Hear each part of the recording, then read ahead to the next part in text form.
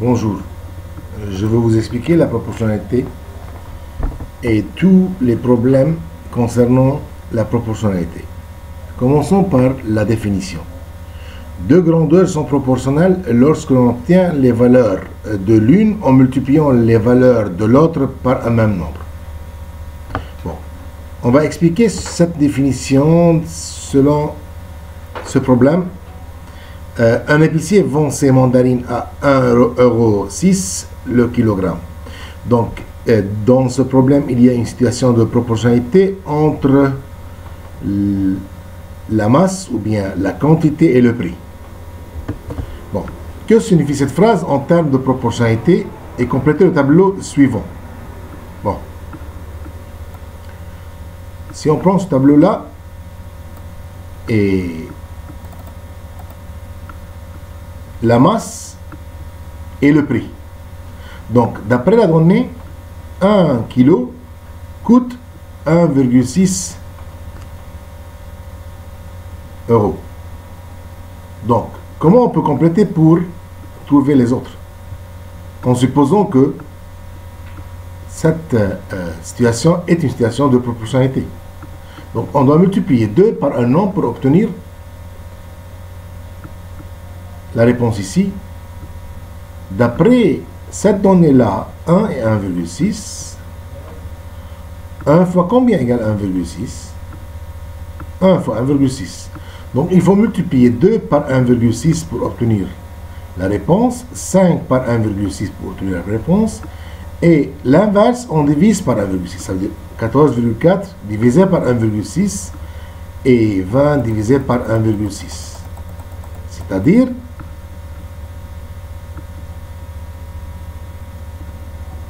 comme vous voyez sur le tableau, 1,6, c'est le rapport, c'est le coefficient de proportionnalité. Je passe de la première ligne à la deuxième ligne en multipliant par 1,6 et de la deuxième ligne à la première ligne en divisant par 1,6. Comment reconnaître un tableau de proportionnalité? Comment on peut savoir si un tableau est un tableau de proportionnalité ou non? Pour reconnaître un tableau de proportionnalité, on peut calculer les quotients des nombres de la deuxième ligne par les nombres correspondants de la première ligne. Ça veut dire, on fait le rapport 9 sur 6, 9 divisé par 6, et 12 divisé par 8, et 15 divisé par 10, et 21 divisé par 4. Si on trouve le même nombre, ça veut dire que ce tableau est un tableau de proportionnalité. Déjà, on a essayé, on a trouvé que 9 sur 6 égale 1,5, 12 sur 8 égale 1,5, 15 sur 10 c'est 1,5 et 21 sur 10 c'est 1,5. Donc ce tableau est un tableau de proportionnalité, donc c'est une situation proportionnelle. Maintenant, on va faire un autre exemple. Un automobiliste roule à la vitesse constante de 110 km/h.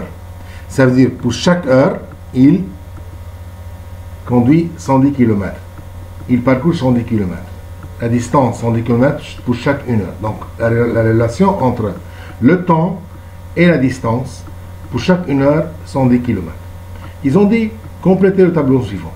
Ça veut dire, on va trouver le K. K est le coefficient de proportionnalité. D'après la donnée, qu'est-ce qu'ils ont donné déjà? Ils ont donné pour 1 heure 110 km. Ça veut dire 1 fois combien égale 110? 1 fois 110. Donc, K doit être 110. Ça veut dire, on doit dire que ici, K est 110. On doit multiplier chaque nombre par 110 pour compléter le tableau. Essayons de compléter. Donc, 0,5 fois 110, ça fait 55. 1,25 fois 110. 1,25 fois 110 me donne 137,5. 137,5.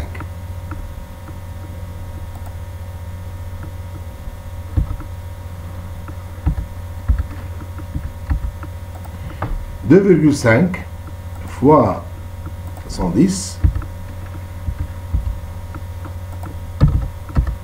égale 275.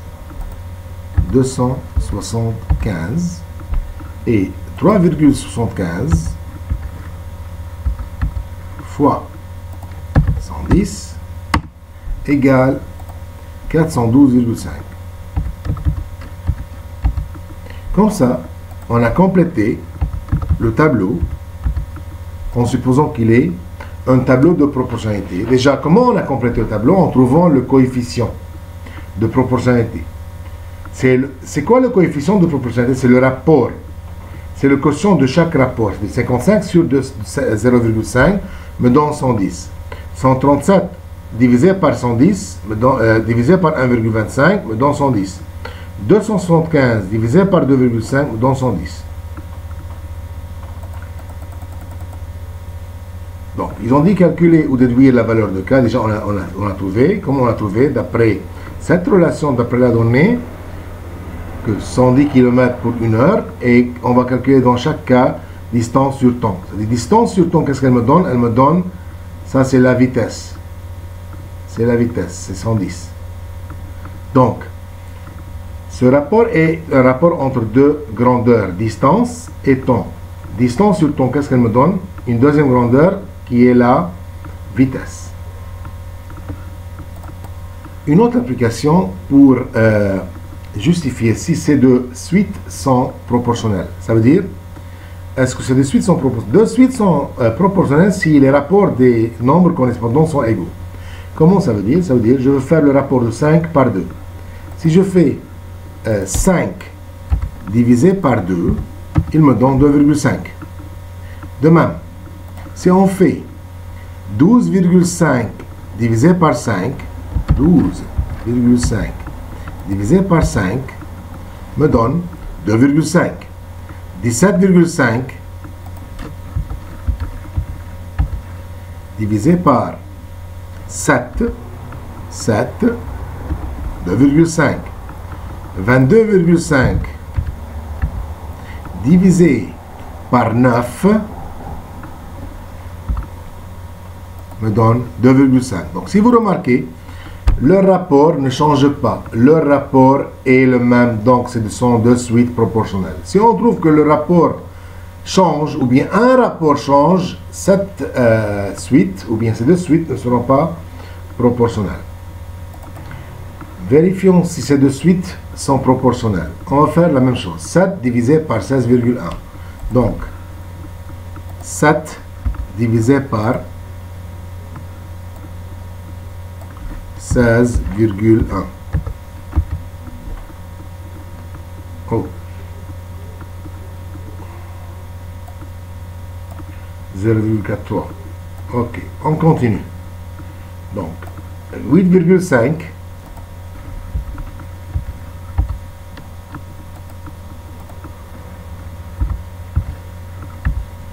divisé par 19,55.